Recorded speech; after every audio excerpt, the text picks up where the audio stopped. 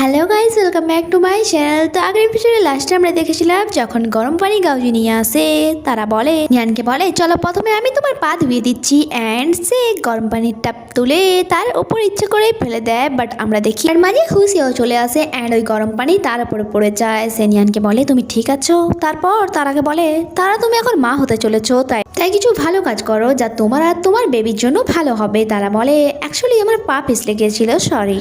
তারা বলে নিয়ান আমি বেবিকে এই পৃথিবীতে আনতে চলেছি, তাই ডক্টর বলেছে সবসময় তার ফাদারকে আমার সাথে থাকতে, তাই আমি চাই তুমি ওই মাস্টার বেডরুমটা আমাকে দিয়ে দাও। নিয়ান বলে এই বাসাতে তুমি যেখানে ইচ্ছা যেমন ইচ্ছা ভাবে থাকতে পারো।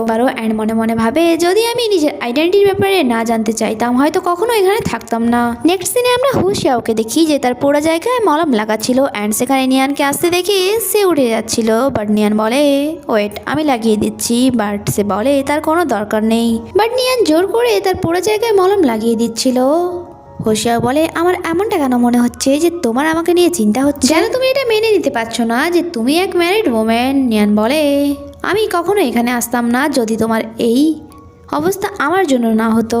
হোশিয়া বলে ডোন্ট ওয়ারি, আমিও চাই না তুমি এইসব করো, আমি শুধু এটাই চাই যে তোমার বেশি ভাবার দরকার নেই, নাহি নিজের মাইন্ডের ওপর জোর দেওয়া, কারণ দেখবে সময়ের সাথে সাথে সব কিছু ঠিক হয়ে যাবে। যা শুনে নিয়ান অনেক ইমোশনাল হয়ে সেখান থেকে চলে যায়। নেক্সট সিনে আমরা তারাকে দেখি যার কাছে নিয়ান এসে বলছিল আমি অনেক ভেবেছি, অ্যান্ড আমারও মনে হয় যে এখন আমাদেরকে সিস্টারের মতো থাকা দরকার, কারণ ঝগড়া করে কি লাভ হবে, তাই আমি তোমার ভালো করে খেয়াল রাখবো এখন থেকে। এরপর নিয়ান কিয়ারের নামে তাকে অনেক অনেক খাবার খাওয়াতো, অ্যান্ড সকাল হওয়া মাত্রই তাকে ঘুম থেকে তুলে দিত, আর তারপর তাকে মর্নিং ওয়ার্ক করাতো, এক্সারসাইজ করতো, যা তার হেলথের জন্য তো হেল্পফুল ছিল, বাট তার একদমই করতে ভাল লাগতো না। তারা বিরক্ত হয়ে গিয়েছিল, বাট সে মানাও করতে পারবে না। অ্যান্ড যখনই তেজার সাথে রোমান্স করার সে সুযোগ পায়, সে বলে দেয় যে তুমি নিয়ানকে ডিভোর্স দিয়ে দাও, ডিভোর্স দিয়ে বাসা থেকে বের করে কেন দিচ্ছ না, সে আমাকে বিরক্ত করে দিয়েছে, অ্যান্ড আমার মনে হয় সে আমাদের বেবির কিছু ক্ষতি করতে পারে। তিজা বলে এখনো ঠিক সময় আসেনি, কারণ তার নামে 20% শেয়ার আছে, অ্যান্ড এটার জন্য ড্যাড কখনোই রাজি হবে না। তিজা বলে আচ্ছা বেবি এটা বলো, তুমি বললে তুমি 2 মান্থ ধরে প্রেগনেন্ট, বাট ওই সময় তো আমি অ্যাব্রোডে ছিলাম। যা শোনা মাত্রই তারা কথা বদলে দেয়, অ্যান্ড বলে আরে বেবি ওটা তো আমি আন্দাজে বলেছিলাম। তখনই নিয়ানকে আসতে দেখে সে তিজার সাথে রোমান্স করা শুরু করে দেয়, অ্যান্ড বলে বেবি তুমি বলো নিয়ান কি তোমাকে সেই সুখ দিতে পেরেছে যা আমি তোমাকে দিচ্ছি। অ্যান্ড দুজন মিলে নিয়ানের অপমান করতে শুরু করে দেয়, বাট নিয়ান তাদের ভিডিও বানিয়ে নেয়। এটা বলে যে হতে পারে এটা আমি কখনো নিজের জন্য ইউজ করতে পারি। যা শুনে তারা বলে তুমি কি বলতে চাইছো, তোমার লজ্জা লাগবে না যখন সবাই এটা জানতে পারবে যে যেটা তুমি করতে পারোনি সেটা তারা করে দিয়েছে।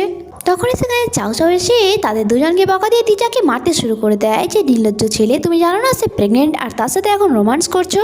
নেক্সট সিনে সাসা যারা অনেক বেশি রাগ হচ্ছিল এটা ভেবে যে আমি প্রেগনেন্সির বাহানা করে এই বাসাতে নিজের জায়গা বানাতে চাইছি, আর এই মেয়েটি নিয়ান যে আমার রাস্তায় বাধা দিচ্ছে, আর সাথে সাথে এসে চাও চাওকে সিঁড়ি থেকে ফেলে দেয়, আর চেঁচিয়ে সকলকে জড়ো করে এটা বলে যে দেখো নিয়ান আন্টিকে সিঁড়ি থেকে ফেলে দিয়েছে। আর সকলে তো নিয়ানকেই কথা শোনানো শুরু করে দেয়, কারণ সে যে নির্দোষ তার কাছে কোনো প্রমাণ ছিল না।